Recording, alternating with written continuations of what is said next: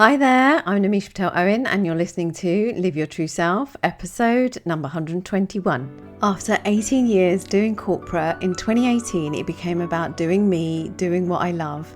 Not that long ago, I too felt stuck, lost, and longing to be something more, asking myself, who am I anyway, and what's my purpose? Full of self-doubt and fear of failure, fast forward to this moment and you'll see a version of me that's true to myself, calm, confident and clear, even in the messiness. Inspired by Krishna's words in the Bhagavad Gita, the mind can be the friend of the conditioned soul and his enemy as well. So perspective is everything. No matter where you are on your spiritual journey as a high achiever, I'm here to guide you. Together we'll step out of your head, the busyness in your mind, and drop into your heart so that you too can awaken your true self and live life more meaningfully in this moment. Take a deep breath and let's connect within.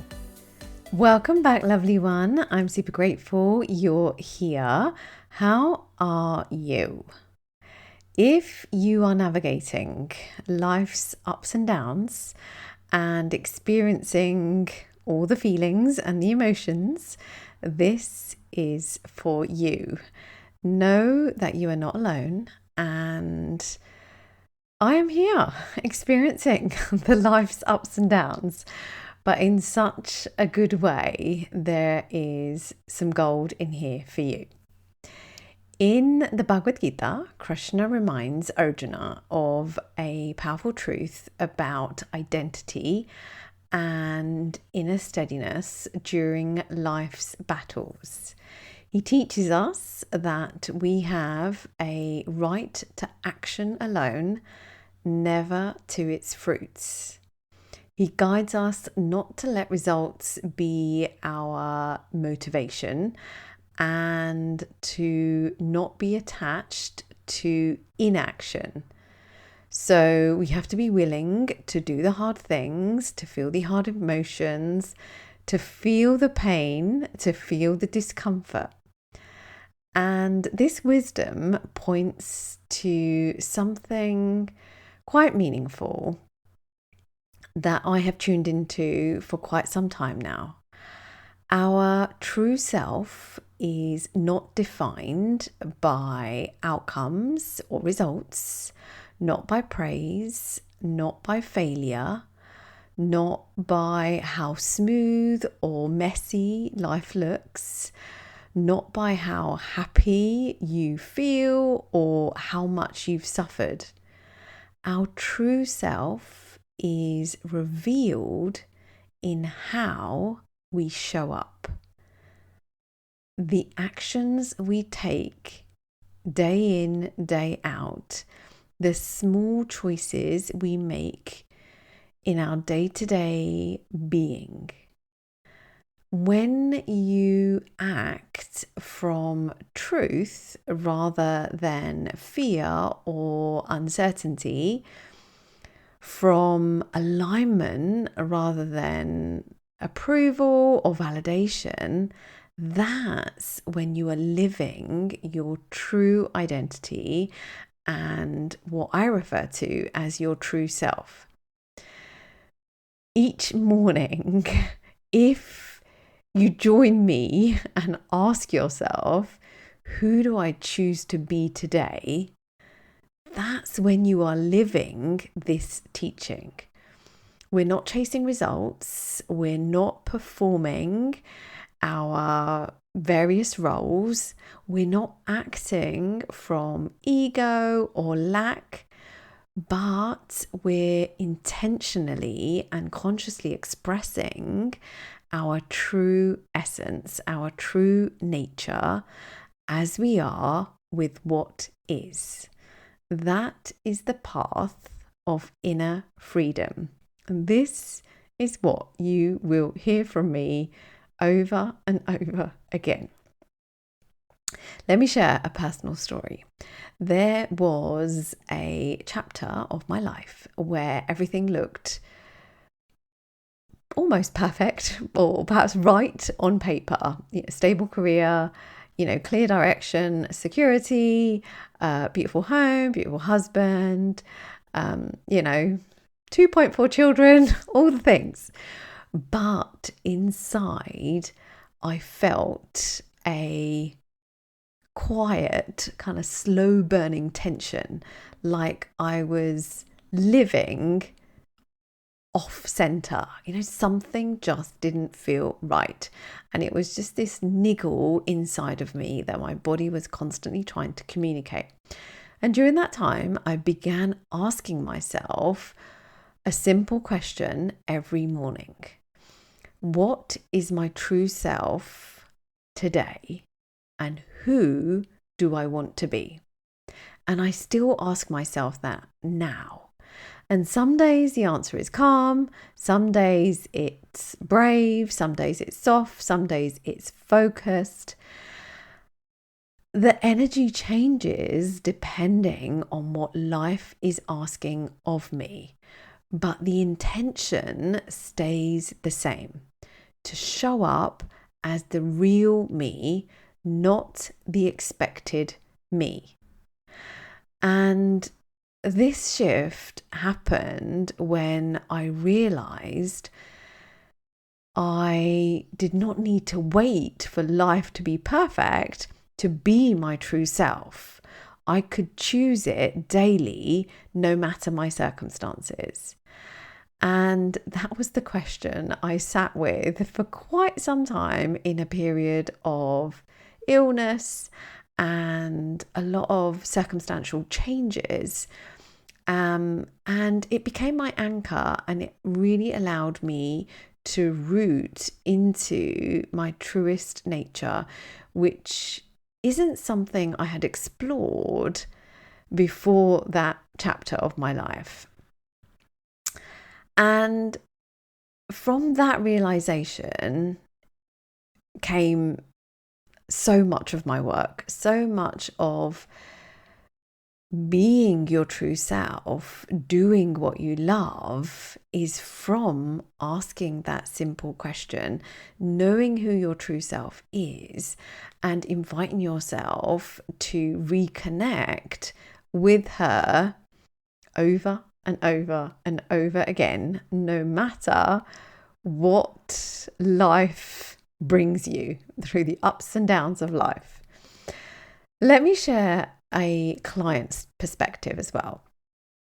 So a client once shared that she felt like she was living in constant, she described it as like performance mode, always, polished in terms of her look and her demeanor when people were watching and when she was in front of people, always composed in terms of her emotional state and, this kind of feeling regulated, always there for others, always doing what needed to be done. But she shared that she felt tired in a way that was heavy, and that she felt tired in a way that rest could not fix. And I asked her one question, and that was, who are you when you stop performing? And, I remember the conversation, and like she paused, and you could just see this kind of element of shoulders drop and her face almost dropped, but this contemplation and emotion in her face, almost like as if she was tearing up, not from sadness, but from relief and a realization of what was happening here. And over time, she began choosing how she wanted to show up each day instead of defaulting to who she thought she should be or needed to be. And it's worth saying that her circumstances did not change immediately, but her inner state, her energy, her thoughts and emotions did. She became lighter, clearer, more grounded, more connected. And, after a number of sessions, a number of weeks, she told me that she finally felt like she was more herself, and being herself instead of being for someone else or for other people. She was tuning into what felt good for her. And this was the first time she said that she'd actually did the work but felt this way. She was always performing, whether it was for work or whether it was for family. And clearly it was draining, and she was not living her true self until she had this realization, which was just so beautiful. So when you lose connection with your true self, life feels heavy, even when you're succeeding. When you stay connected to your true self, life feels meaningful, even when it is hard. And your identity is not fixed, it's lived moment by moment, choice by choice. And the more you return to who you truly are, the more peaceful, the more present, the more you'll feel. And this is why it matters so much. And this is why I teach this idea of really reconnecting with the truest version of you. Because when you are connected with you, you find a way to navigate through life's hard, and you also find a way to really be involved in life's good. So here's what I would invite you to think. Try replacing any of these, I'd kind of describe it as pressure thoughts, with more grounding ones. So not how do I get through today, but who do I choose to be today? Not what if I fail, but what feels true. What if I fly? I love that. And another one is not what is expected of me, but what is aligned, what feels aligned for me.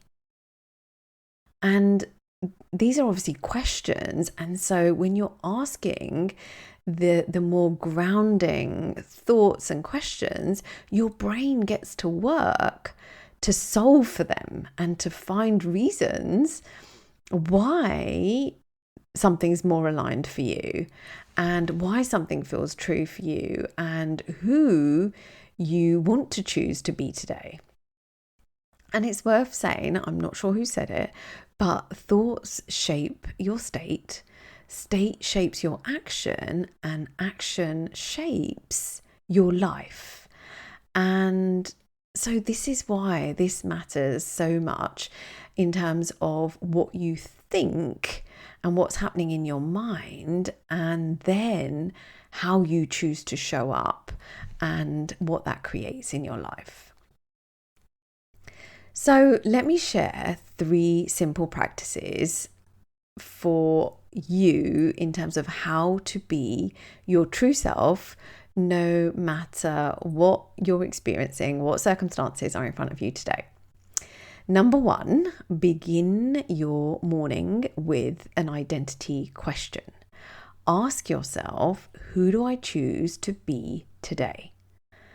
Let one word guide you, and that could be calm, clear, loving, brave, grounded, confident, energized, focused, kind, whatever it might be. Let that word lead your choices, and you can stick it up, write on a post-it, stick it in front of you, put a reminder on your phone, and so that word just keeps coming up for you all day in terms of who you're choosing to be today, and just keep coming back to the energy of that word and taking your actions, whether that's in work or in personal life, taking your actions from that place. Number 2, check in with your body during the day. Our body speaks truth before our mind does. Tight and heavy often signals misalignment, and open and lightness often signals truth and growth. And our job is to pause, to pay attention and notice the signals from our body and adjust accordingly. So if we're doing something and it feels open and light, that's a fantastic signal, like keep going, perhaps turn the intention up a little bit. But if there's an element of tightness and heaviness, it's a signal for perhaps some sort of misalignment, and we get to pay attention to it, we get to explore it, we get to question it, we get to sit with it. Like, you don't have to immediately change it, but there is wisdom in checking in with your body during the day. And again, you might want to just signal a specific times during the day when you do this. You might do it when you have a bathroom break. You might do it when you're making a cup of tea and the kettle's boiling. You might do it at certain points throughout the day that work with your schedule. But it's a real intentional moment to check in with your body, to hear for alignment or not. Number 3, choose truth in small moments. So what this means is being your true self is built through small, intentional choices. Speaking the truth, being honest with yourself. Setting a boundary, listening inward. So we talked about checking in with your body, tuning into your intuition, saying yes with intention, saying no with grace. Perhaps that choosing a truth in small moments could be gently refocusing when your mind drifts into lack or drifts into distraction from the task at hand, or perhaps the uncomfortable thing that you want to do, should do, need to do, but your brain drifts off. You gently refocus it back. Perhaps it's moving your body even briefly to intentionally shift your state. Perhaps it's reminding yourself that you can, not that you cannot, that you can do the thing versus you can't. So these are just simple practices. Notice how they land for you, and notice what else might support you and your growth.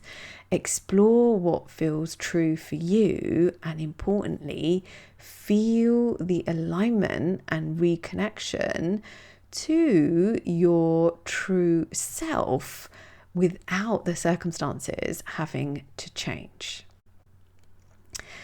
Now, before we close, let me share a lovely little meditative practice. So if you can, and it's safe for you to do so, gently close your eyes. Take a slow breath in and a grounding breath out. Let it go. Life moves in seasons, expansion and contraction, growth and shedding, joy and challenge, clarity and confusion. Yet beneath it all, something within you remains steady. That steady presence is your true self. The real practice is not controlling life, it's remembering who you are within it. Life naturally moves in cycles. Some days feel effortless and expansive. Other days feel heavy or confusing or draining. This is not a sign that you're falling or off track.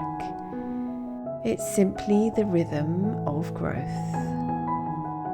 Your true self is not defined by how smooth or difficult life flows. It is steady beneath the highs and lows, quietly witnessing and guiding you. When you accept the ups and downs as part of your journey, you stop resisting life and start flowing with it. Each wave teaches you more about who you truly are, and each challenge is an opportunity to return to your inner steadiness. Notice how your body feels. When you feel calm, open and aligned, you are connected to your true self. When you feel tight, heavy or forced, it's a gentle signal to return inward. Your true self observes without judgment, responds without fear, and chooses with clarity. It flows in your energy, not in your circumstances. When your words, actions, and presence feel effortless, that is your true self speaking. You are not lost. Your true self is never lost. It is simply waiting for your attention. Life will change, roles will change, circumstances will shift. Ups and downs are part of this journey of growth. But each day, when you choose who you truly are, you remain rooted no matter what surrounds you. Take a slow, nourishing breath in and a long breath out. Carry this awareness and presence with you as you move through your day, and know that living as your true self is always available, always possible, here and now. Gently open your eyes, bringing a soft smile to your face. Perhaps you put your hands on your heart if that feels right for you, and just feel the connection to your true self from our time together.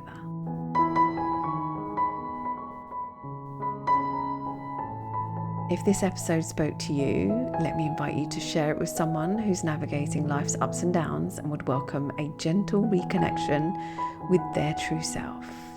And if something from today's episode resonated with you, I would love to hear your reflections. You're always welcome to send me a note. And if you're ready to create an identity and a life that is truly aligned with who you are, you can book a free clarity call with me for one-on-one coaching. Simply email support@namishapatelowen.com. Until next time, keep shining your lights, and may you always live your true self. Namaste. Thank you for tuning into another episode of Live Your True Self podcast. If you're ready to go deeper into your spiritual growth journey, visit me at namishapatelowen.com to learn more about my work and how I can guide you. And be sure you're signed up for Yoga Life Weekly, your love note to inspire who you're being while you're doing. And also subscribe to Yoga Life with Namisha over on YouTube for simple, practical meditations and teachings you can live by every day.